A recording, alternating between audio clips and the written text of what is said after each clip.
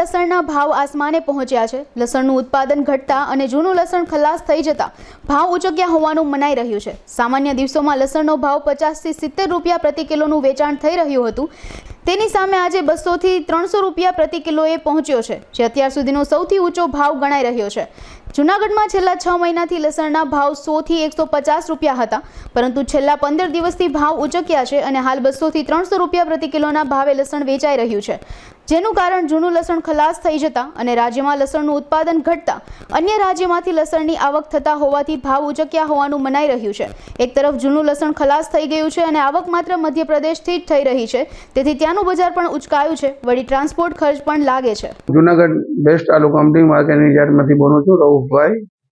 જૂનાગઢમાં લસણોની આવક જે જૂનું લસણ છે આપણું, એ જૂના લસણની આવક તો બિલકુલ પૂરી થઈ ગઈ છે। અત્યારે જૂનાગઢ માર્કેટિંગ યાર્ડના અંદરમાં નવું લસણ અત્યારે એમપીનું લસણ આવે છે।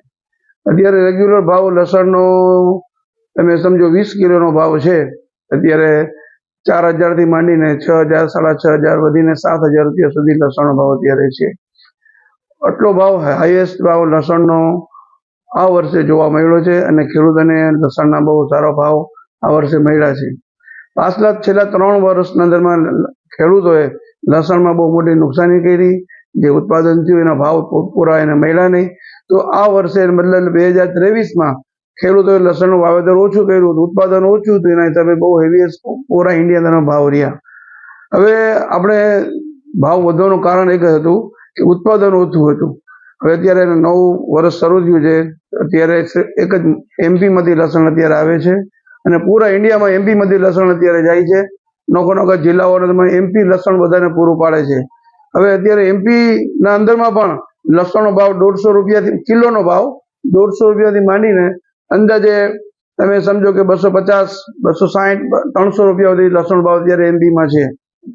ભાવ આને સતત આવી પરિસ્થિતિ રહેશે તો ભાવ જે અપ થશે, પણ અત્યારે યુપીના અંદરમાં અને રાજસ્થાન એ લોકોનું 2 મોટા જિલ્લાઓ છે અને આપણું ગુજરાત, એ ત્રણેય જિલ્લાઓમાં લસણનું ઉત્પાદન થાય છે। એ લસણ હજી માર્કેટોમાં એનો માલ આવ્યો નથી અને ગુજરાત, રાજસ્થાન અને યુપી એ લોકોનો માલ માર્કેટો અંદરમાં ફેબ્રુઆરીના આપણે માર્ચના પહેલા અથવા બીજા વીકના અંદરમાં આવવાનું શરૂ થશે, તો ફરી પાછો લસણનો ભાવ વ્યવસ્થિત થઈ જશે।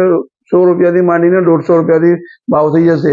ત્યારે અગર ભાવ થઈ જશે તો વ્યવસ્થિત લસણનો ભાવ વ્યવસ્થિત ચાલુ રહેશે અને ગ્રાહકોને પણ લસણ વ્યાજબી ભાવમાં મળતું રહેશે અને વેપારી પણ લસણ વ્યાજબી ભાવમાં વેચી શકશે।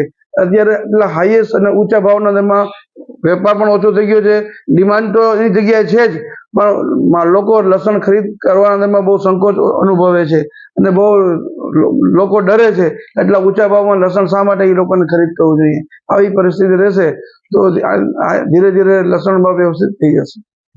અત્યારે ટોટલી પૂરા ઇન્ડિયા લેવલે આપણે જોઈએ તો એમપીના અંદરમાં અને એમપીની મોટી મોટી માર્કેટો છે, જેવી રીતે જે એમપીની માર્કેટ છે, ઇન્દોર છે, બદનાવર છે અને એમપીની નીમત છે, એ બધી માર્કેટો અંદરમાં એવરેજ લસણની આવક પેકેટની છે 60 થી 70 હજારની આવક છે।